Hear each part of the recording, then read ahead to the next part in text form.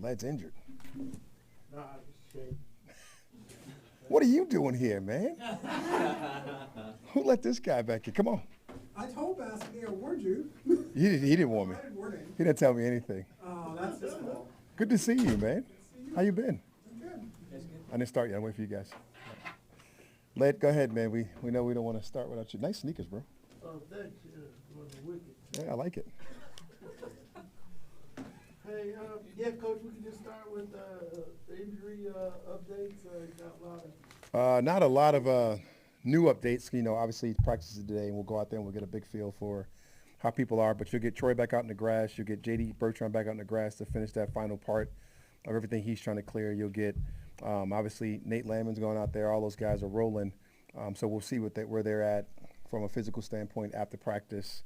Obviously, in our secondary, King and some of those guys coming back, clearing all the last parts of their protocols and things of that nature and doing the stuff they need to do. Mike Hughes, seeing what he can do today, some of the things that he can do. Where else am I at? Ham's going out that way, offer to be out today. We'll see exactly where their status are as we report those things as they go out, and let those guys put that in the paper so you guys can all see it. But you know they'll be all out there, being ready to do some things. You know, obviously, you know, all the bumps and bruises that people had over the bye, got a chance to sit and relax and heal some of those things up from our receiver core, from our quarterback, all those guys. They'll all be out there and ready to go. And with our O-line, same thing. Status quo from what we know from that point till we get out there to practice today. Warner. Mooney will go out there today. He's back. He's looking good. He's feeling good. We'll see exactly what his status is for practice as we go, but I feel really good about where they were and what they can do. You know, obviously he didn't finish that game last week, but it was great to get him a rest week and do some of those different things and get him a little bit healthier than he was.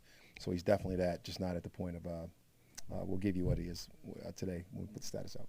I just want to check on Warner, Chase, Washington, and Zach Harris. Warner, same.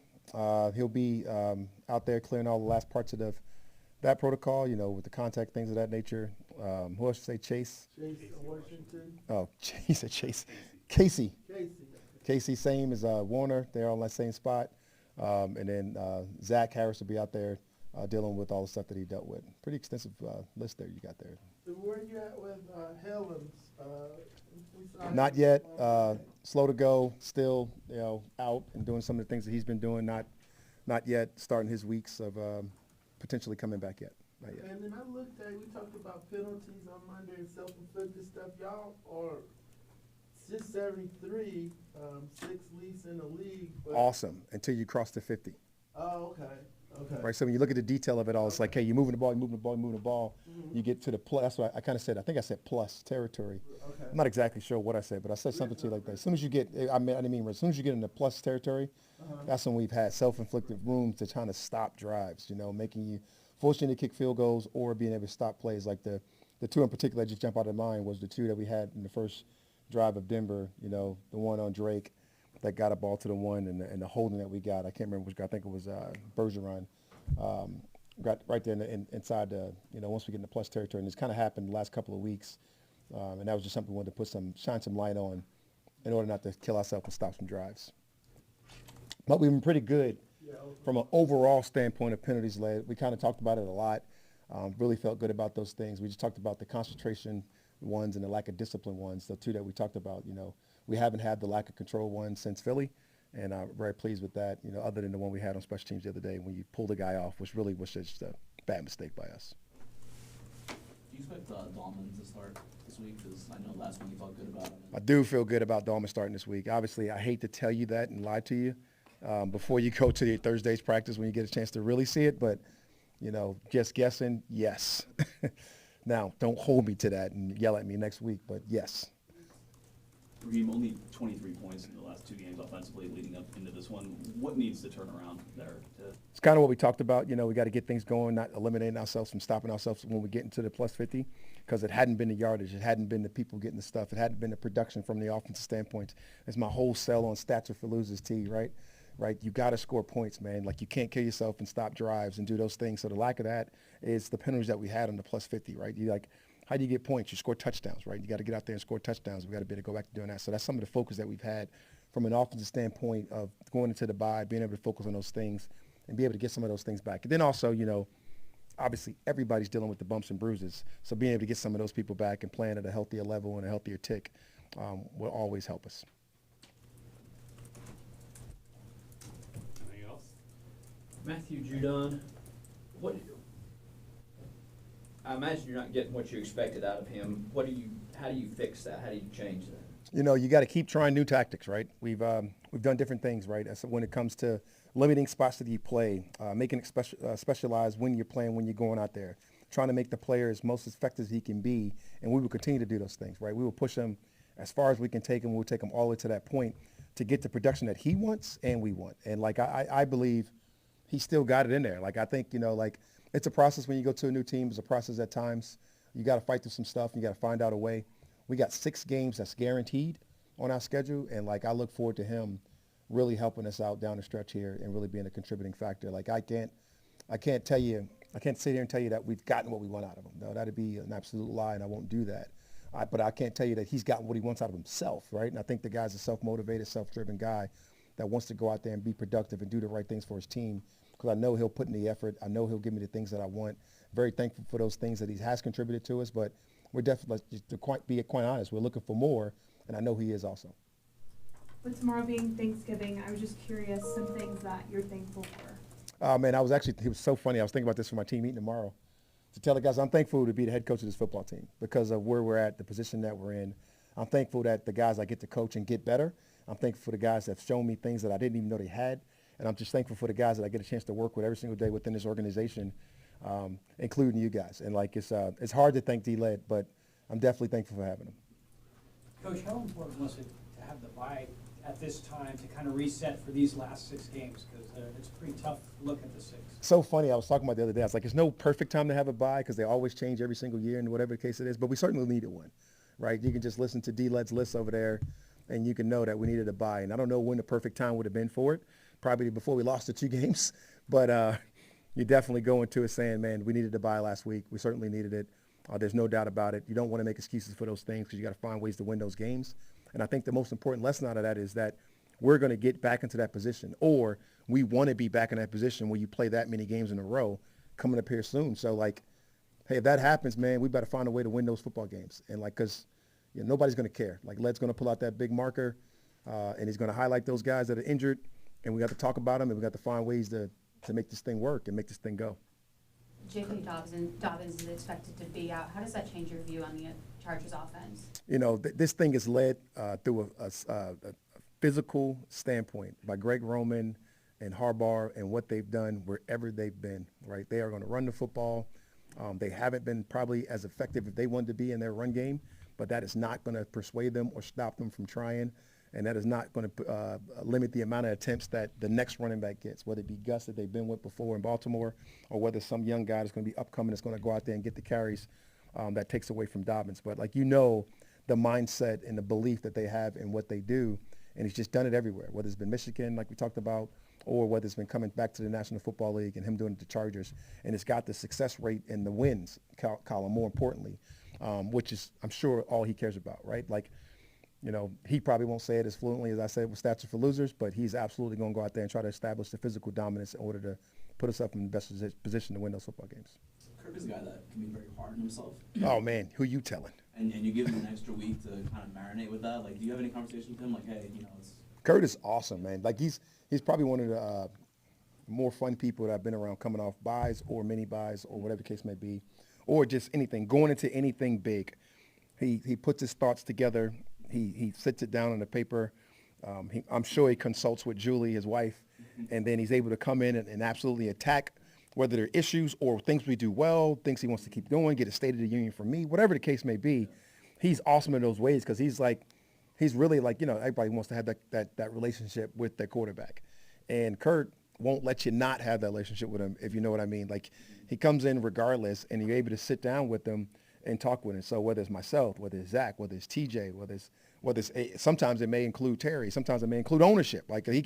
He'll do this with anybody because he's that confident in his abilities and what he's doing and his belief and his process that it becomes refreshing. And it's really cool. I was joking with the guys. He comes in the other day and he's going to come to your office at some point and you're waiting for him, and the message is not going to change throughout the day. Whether he got the answers for the thing that he wanted or not, he wants to make sure it's consistently going throughout the building. That's a sign of a great leader, and I love that. Does he come in with like the CBS receipt list? I don't look at his notebook because I don't want to be disrespectful. I try to sit as far away from the notebook so I'm not cheating. I don't want to cheat off get the answers to the test. I like him to be organic and really be conversational with him, and to be like I am with you, really candid with my answers. Obviously I can't tell you guys everything, but I certainly can tell him everything and give him everything that we're thinking and how we're moving and what's going on and how much better we can be and how we're going to plan to do those things. But like I love to have those conversations with him whenever we put those designated times on him to do those things. It's so much fun. Did you get any voice memos from him over the bye? He's not a voice memo guy with me. Like I've gotten one before. I think you guys might have asked that question in this place right here. And then as soon as I got it, I got one. I'm like, he just made me a liar. Right. But like, so he probably sent me one today now because you asked that question. But like, he's not a voice memo guy with me. We're usually a text, phone call. We're usually a wait and see me, notebook in hand, locked and loaded. He tries to intimidate him with his Kohl's outfits and we actually have a lot of fun with it, so it's pretty cool. Raheem, I know every game in the NFL season is kind of precious just because you only get so many attempts, but coming off a bye with just kind of setting the table for this stretch run of the season, is there more importance on going out and putting out a performance that you want to see in this game in particular? I don't want to put any higher precedence on the one game that's in front of us, or more importantly, that is the most important game because it's the next. But definitely, man, like this part of the year is what you want to be, right? You want to say, let's go back to September. We want to be playing relevant football in November. And that's where we're at, right? We're exactly right there, right? Like things didn't go exactly how we wanted. Things didn't go bad, and it's like, how do you continue with that growth mindset of getting better every single day? And like you couldn't ask to be in a better position to go out there and coach a football team and lead men than where we are right now. Circling back to the decision to bring Darnell Mooney here, at whatever point you became really involved in that, do you remember the moment, what convinced you about something you heard about him or the tape you watched on him that he was going to be the right fit? Yeah, easy for me. Where we started, because we got such a great pro department. Ryan Pace is absolutely unbelievable. Like if you don't believe me, man, go get a chance, go get yelled at him when he's speaking emotionally and intensely about his beliefs and his thoughts. And remember, he drafted Darnell Mooney. And he was with him in Chicago, and I was fortunate enough or unfortunate enough, how you want to look at, to play against Darnell Mooney out in L.A. and Chicago and go through the drop presses. And I believe I was coaching receivers when he came in the league, so I got a chance to really evaluate him from what he was and what he could be and how he would fit with us. And we just felt like he was the perfect fit for what we wanted to do and how we wanted to build around our guys, the Bijans, the Drakes, the Kyle Pitts. And it was like, if we can add this guy, we felt like we can take our offense to a whole new level. And I believe he absolutely has the speed element, the detail, the sharp kid, the cerebral leader that I talked about. They have all been true to what we thought. And I couldn't be more pleased with what he's been able to give us. I'm sure Ryan gave you that scouting report on sort of the cerebral type guy he was. Do you remember the first time you saw it? It was validated for you when you saw it? It was like from day one, immediately talking to him and what the plan was and how he was going to play and where he's going to be, the position he's going to be at, explaining to him how he would look from the Rams offense, because that's what we were talking about, some of the things and places he would be for him to go back and be able to look. I think it was from day one, lights out, some of the route concepts, some of the things that he did really well, his overall understanding of offense in this league and how it's played and how it wants to be played and how it needs to be played. I thought it was off the charts right from the beginning, and it had nothing or very little on actual NFL tape to really justify that, right? But if you know what you're looking for from a personnel standpoint, if you know how to use from a coaching standpoint, it's a marriage made in heaven, and it's worked out really well for us. Forgive me, are you saying you hadn't seen, there was not tape of what you guys wanted him to do because he was doing different things? No, he had, it was glimpses of it, okay. Right? It was not a large sample size of some of the stuff you've seen him do this year. Like I'm sure even some of the things you've seen him do with some of the one-on-one wins and some of the down-the-field plays and some of the, things he's been able to do from us in a winning football standpoint, I think it's at a very high level. There were sample sizes of it. There were smaller sample sizes of it.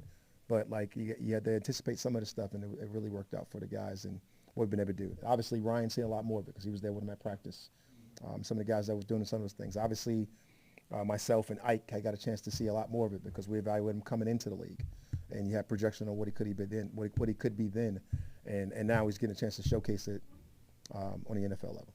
How much was it when they got Moore that kind of pushed him down once they traded for DJ Moore? Looked like everything shifted. I can't speak for Chicago, I can't speak for them, but I can't really speak for them, but I definitely know when you get players like DJ Moore is a special player. Like, he was another guy that evaluated in here, and we got Ridley that year, and he was the other first-round wide receiver, I believe. And you know exactly what he is. Get the ball in his hand, guy that can run with it. Very had the ability to run some vertical routes. I actually went and worked him out in Maryland. But I don't know how that affected what they were doing from a coaching standpoint. Wasn't there, didn't work with those guys. But I definitely know when you get DJ Moore, you get those guys, you want to find ways to be able to work with him. And obviously his contract ran out, and we were fortunate enough to get him. Anything else? All right, thanks everyone. All right, guys. Did you guys come up tomorrow? Okay, well, happy Thanksgiving. Happy Thanksgiving, guys.